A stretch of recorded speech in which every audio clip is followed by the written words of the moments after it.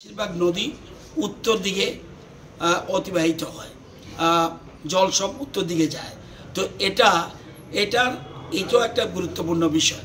আগামী দিনে জলকে ধরে রাখার জন্য, যাতে আগামী প্রজন্মের যেন জলের কোনো সমস্যা না পড়ে, সেটার জন্য আজকে এবং এক্ষেত্রে আমরা গাছ রোপণ থেকে পুকুর খনন, গাছ রোপণ, আরও বিভিন্ন রকম প্রজেক্ট আমরা করছি এসএলএনের মাধ্যমে। আজকে এটা পূর্ণাঙ্গ কমিটি সবাই উপস্থিত ছিল এবং সবাই মিলে আমরা রাজ্যকে এগিয়ে নিয়ে যাব।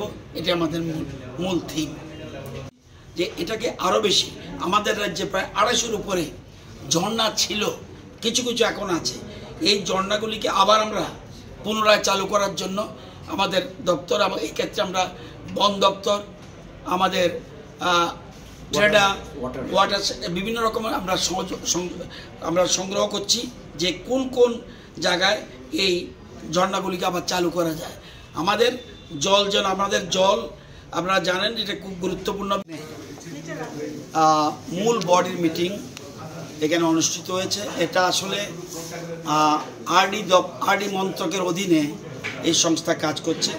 আমাদের রাজ্যে 8টা জেলায় 19টা প্রজেক্ট এখানে চলছে। এখানে মূল বডি আমাদের এগ্রিকালচার সচিব, আমাদের সচিব মহোদয় উপস্থিত ছিলেন, ডাইরেক্টর এগ্রিকালচার, এসএলএনের ডাইরেক্টর এবং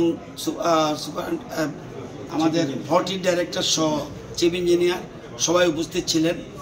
আজকে মিটিংটা আমরা আমাদের কাজে খুব প্রশংসা করেছে। একটা ইন্ডিভিজুয়াল এজেন্সি থেকে দিয়ে ইনকোয়ারি করানো হয়েছিল, খুব ভালো কাজ হয়েছে।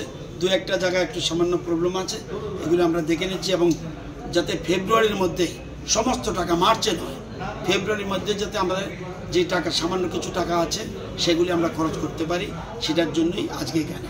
সবচেয়ে বড় কথা হলো, এটা অন্যান্য রাজ্যে বহু সংকটে রয়েছে, যেমন পাঞ্জাব, হরিয়ানা, রাজস্থান, তারা গ্রাউন্ড ওয়াটার 100% তুলে ফেলে, আর আমরা মাত্র 9% তুলি।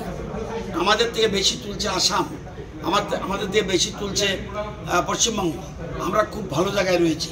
এই জলটা যেন সবসময় থাকে, প্লাস আমাদের সারফেস ওয়াটার এবং বৃষ্টির জল, সেগুলিকে যেন আমরা ধরে রাখতে পারি, যে এই জলগুলি যেন সঠিক ব্যবহৃত হয়।